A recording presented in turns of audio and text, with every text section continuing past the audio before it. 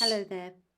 I'm going to be talking again about some of the words from the verses on the Faith Mind by the third Zen patriarch Sensang. So I'm going now to a rather mysterious couple of lines that say, when you try to stop activity to achieve passivity, your very effort fills you with activity. As long as you remain in one extreme or the other, you will never know oneness. And I was thinking about this in relation to meditation. When we try to stop activity to achieve passivity, because I think sometimes we have a rather strange view of meditation, a rather passive view, imagining that all our thoughts are going to disappear and we're going to kind of sit in some kind of serene state. And when that doesn't happen, we can get awfully disappointed. We might imagine that, meditation isn't for us, or that's not what meditation is supposed to be, whatever it is we're experiencing. So when you try to stop activity to achieve passivity, we can't stop our thoughts. And indeed, the more you stop them, the more they are troublesome. It's a bit like if you're trying to stop a puppy from leaping around and doing what a puppy does. It might be driving you mad, being all over the place. But, the more that you try and constrain it, the more active it's likely to be. And the same we can say about our thoughts. As soon as you say, I don't want to be having this thought, there it is in vivid colour. In fact, it'll probably even start to throw up some pictures to go with whatever the words are. So what do we do instead? When you try to stop activity to achieve passivity, your very effort fills you with activity.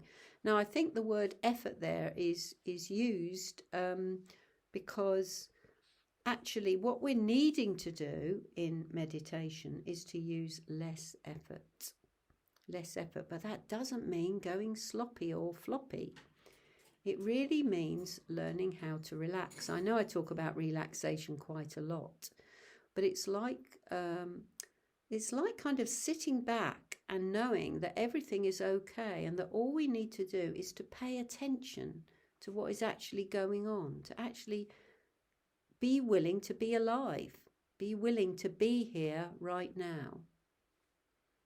So it's a bit like giving up the fight. We're very good at fighting with ourselves, not wanting the experience that we're having and looking for something else. And that simply means that we're not really living when we're doing that, because we're trying to escape from what our experience is. So we don't want, meditation is not a passive thing, but it's also, it's very easy to put in too much activity. So when you try to stop activity to achieve passivity, your very effort fills you with activity. As long as you remain in one extreme or the other, you will never know oneness. What is this oneness? Well, I think it's a state of okayness. It's a state of being at ease, being relaxed, being able to see things as they really are, being able to embrace change and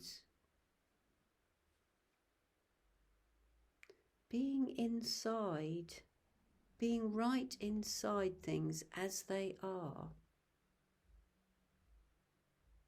So I'm talking now specifically about meditation because obviously we have to be active in our lives, but we take that activity and we stick it into meditation. There must be something to be done, something that we've got to do. But actually there's nothing to be done. And in a way it can be a scary space just to try and be present, to be present with what is. So what do we do with these thoughts? How do we orientate ourselves to our thinking So we don't want to be active and we don't want to be passive. We want to give up all activity and all passivity. So where does that leave us? It leaves us noticing. It leaves us recognizing change arising and passing away, recognizing that we're part of that. We're part of arising and passing away. And if we don't cling on to the thoughts that arise, they disappear by themselves. They just go. So I sometimes talk about, it's well, can't call it a practice really. It's something I have to do occasionally in meditation. Not so much recently, but I may have to again. So if you have a pencil and pen, so let's say something arises in your mind while you're meditating, you think, I need to think about this, I can't afford to forget it. And, if like me, you do forget things, then it becomes a bit of a worry, and that's going to disturb you in the meditation. So just jot it down. You'll think about it later. But for now, you just want to be curious as to what your mind is doing.